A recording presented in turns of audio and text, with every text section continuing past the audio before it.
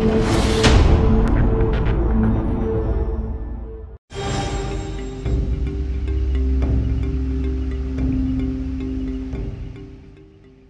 got a copy of Passion magazine in the office the other day, and in it was a story about how the guys from ZEISS tried to destruction test one of their Conquest HD binoculars. The kind of thing that might go wrong in the field, dropping them from a high seat, running over them with a 4x4. They even shot the binoculars, and they still survived. But can that really be true?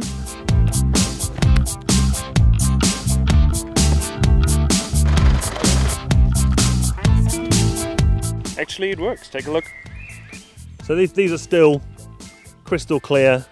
The focus wheel works, a little bit gritty, but people would probably consider, you know, it's a precision optical instrument. They're going to think that they're not capable of putting up with this kind of punishment. Yeah, we were surprised as well, to be honest. So to shoot at it was our last torture, and it was no problem actually.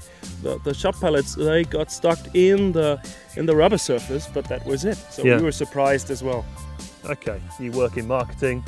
You're bound to say nice things about your own product. So we've come over to find out whether or not they really are as tough as you say. You're absolutely welcome to test it on your own. So we are prepared, and we got a bino, so go for it.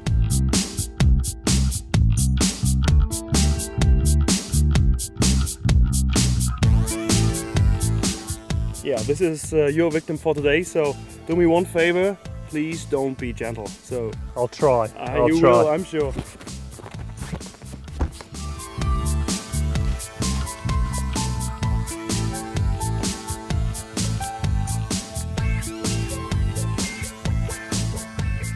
So here we are then, kid at Christmas time with my factory fresh boxed Conquest HD binoculars worth about €1,000, and apparently I've got to try and break them. Not looking forward to this.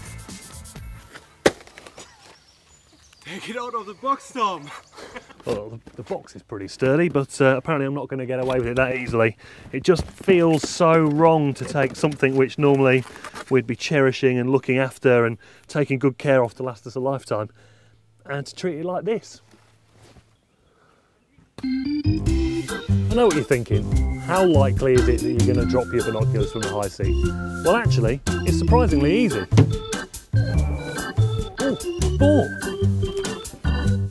The things you see. So, test one complete. I've chucked these things out of that high stand 20 times for various shots, and so far so good. The eye cups are still working. Focus wheel is still working. I think we're going to have to try a bit harder. So we're just going to stop for a quick lunch break now. We're going to wait for the ZEISS guys to come and join us. Give the binoculars a bit of a rest. Just going to put them here out of the way. Then I think, oh, time for a quick bite to eat. I think.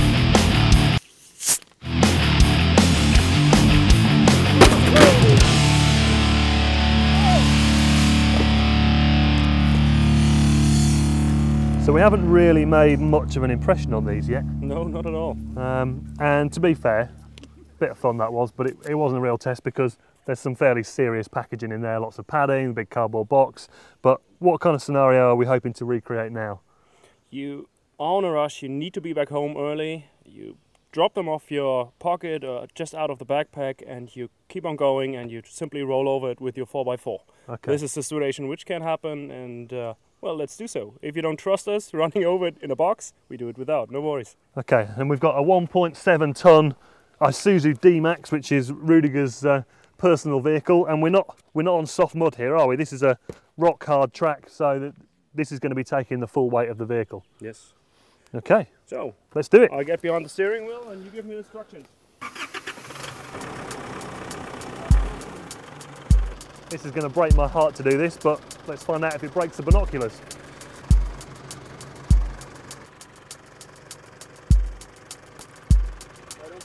Keep going. Keep going, keep going. Keep going, keep going. A bit more. Stop. I think it's safe to say they're squashed.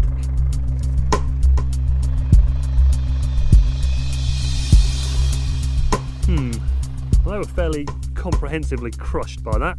We've got lots of dust, lots of tire marks, but the hinge still works perfectly. The eye cup still works perfectly. The focus wheel still works perfectly. There's a little bit of resistance about there. Let's see what they look like through the lens. Crystal. The only thing I can feel that's different to when they were brand new out of the box is there's now a slight stiffness in the focus wheel, but other than that, pretty much perfect. So there's one thing putting them on the floor and running them over, but what happens if you leave them on the roof of your truck and they get clattered down the road? Okay, so we've got a few signs of minor physical damage now. Got a bit of chip into the metalwork here, and this little plastic bit on the side, which is where your strap would go, that's been crushed. But still, we've got a little bit of stiffness in that eye cup, still works. That one feels fine, diopter adjustment's fine, focus wheel is fine, optics are pin sharp. Got to try harder. Okay, so now we're going to try and simulate a lifetime of crawling through the undergrowth, having it hanging from your neck, dangling on the rocks. We obviously haven't got a lifetime to do it, so we're going to try and simulate that in about 10 seconds with the help of a rope and a pickup truck.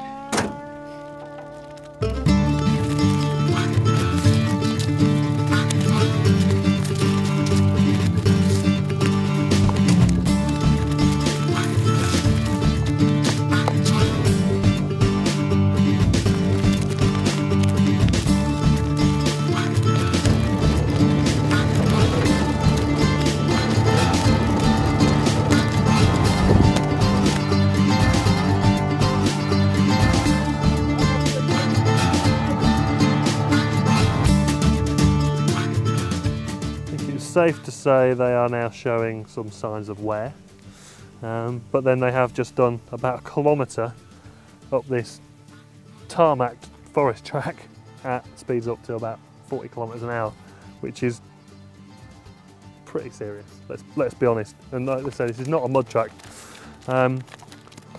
We've got some issues now with the eye cups. You know, they're feeling a little bit stiff. Diopter adjustment's still working. Focus wheel is still working, and okay, I've got a bit of dust on the lens, but I can still see okay through them. They're still sharp. I can still focus. Still work. I can't actually believe that. Do you treat your binoculars like this? It's very nice, very nice, very good. Hoi!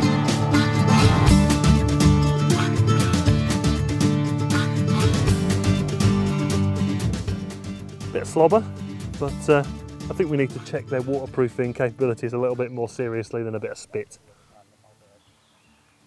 We found this lovely tranquil fishing lake in the forest. Apparently it's very good. There's carp, zander, pike in here.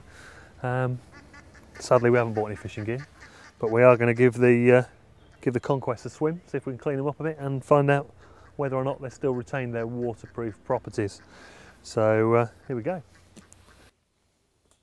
Not liking how much gas is coming up. Okay, let's see if we've got a bite.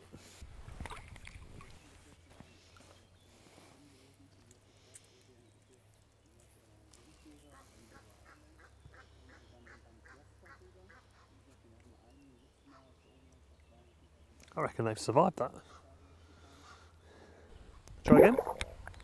Oh, no water inside, clear picture. Focus wheel is working. Works.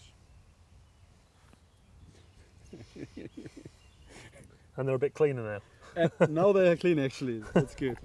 Yet another test passed with flying colours. Amazing, absolutely amazing. So we've put these binoculars through a right hammering so far today, and when the ZEISS guys originally did the story, they found, as we've found today, that even though they punished them incredibly hard, the binoculars still survived. So they thought, what can we do which is above and beyond the Call of Duty? So they actually decided to shoot the binocular. It's not something we'd recommend you try at home, but we've got a selection of hunting cartridges here. We've got our trusty binoculars that are still going strong, and we're going to blast them. Let's go, have fun. Ear protection, safety glasses, shotgun. Check. talent.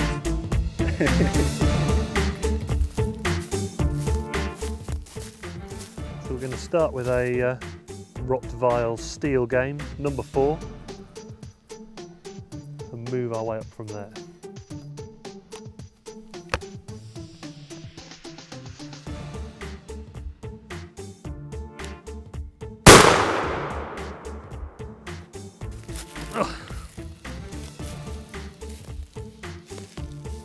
I think if it was a pigeon, it'd be looking a bit second-hand.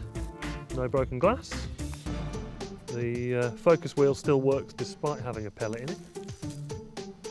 Right, let's shoot it again. Take 2. Okay, so we're gonna step up to a pokier cartridge. This is a number 3 Weidmann's high velocity traditional German hunting cartridge. This packs a fair bit of oomph apparently. So the number 4 steel wasn't gutsy enough. Hopefully this one will do the business. Okay, so here's the wad. So that made it to the target. The binoculars have been blown off the stump. Wow, so we've had a direct hit on the hinge here. No sign of breakage on the glass, but an awful lot more shots on the thing. I actually think we're going to need to go for something a little bit more heavy duty even than this. Yeah, and have you got any explosives? When you did this isn't part of your normal test program, is it? So No, definitely you didn't not. know what the result was going to be? No, definitely not. No. That's why the testing got worse and worse, you know. In the end, we ended up shooting on it because we had no clue what to do. So it had taken everything that you thought could happen in the real world Exactly, yes. and survived. Yes. So you kind of had to get more extreme and more creative in ways to try and destroy the product. Exactly, that was the idea. So I guess the idea for you guys is to make people understand the level of engineering that goes into a ZEISS product and just how tough they are in the real world. Especially in comparison to other low-price binoculars. So this stuff for €1,000 more or less can stand way more than anything else in that price range. So and we are very proud of it. It's good to know that we survived once again. So it's a question of people reassessing what they're actually buying here. They're not buying it for this year or for next year. They're For buying generations, actually. Yeah, Yes. for generation. And I do have one question though. If somebody brings in a binocular to the ZEISS customer service department with shotgun pellets on, what do you say? Well, the clear message of all what happened today is don't try this at home. So don't try this at home. As shooting journalists, we get sent an awful lot of kit during the course of a year. And we do test it in the field. We take it out shooting, we get it wet, we get it muddy, but ultimately we have to show it a bit of respect and we have to send it back.